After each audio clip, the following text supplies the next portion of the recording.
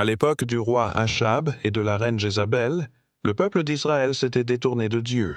Ils adoraient de faux dieux, surtout Baal, et oubliaient l'Éternel. Mais Dieu choisit un homme courageux, Élie, son prophète. Un jour, Élie alla trouver le roi Achab et lui dit avec autorité: « Par l'Éternel, le Dieu d'Israël, il n'y aura ni rosée ni pluie pendant ces années, sinon à ma parole. » Après cette parole, une grande sécheresse frappa tout le pays.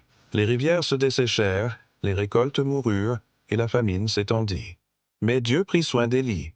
Il lui dit de se cacher près du torrent de Kérith, et des corbeaux lui apportèrent du pain et de la viande chaque jour. Quand le torrent se tarit, Dieu envoya Élie à une veuve à Sarepta. Cette femme n'avait presque plus rien à manger. Mais Élie lui dit: « Ne crains pas. Fais-moi d'abord un petit gâteau, car ainsi parle l'Éternel. La farine du pot ne manquera pas, et l'huile du vase ne diminuera pas. » Et la promesse s'accomplit. La femme, son fils et Élie ne manquèrent jamais de nourriture. Même quand le fils de la veuve mourut, Élie pria Dieu avec ferveur, et Dieu redonna la vie à l'enfant.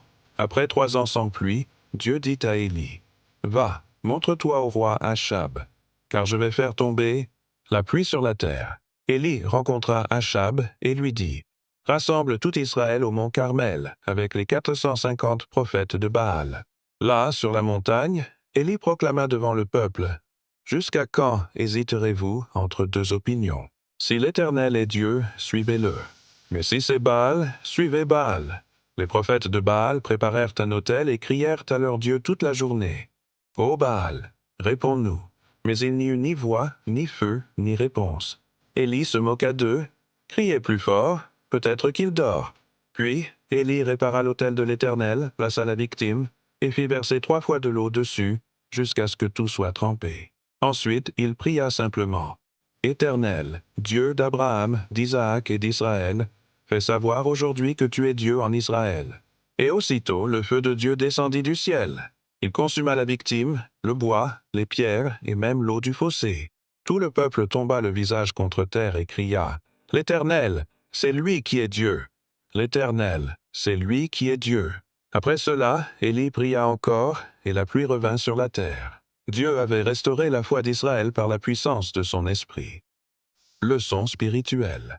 Dieu agit par la prière fervente de ceux qui lui sont fidèles. Même si tout le monde se détourne, reste ferme dans la vérité. Le feu de Dieu descend encore aujourd'hui sur les cœurs qui croient.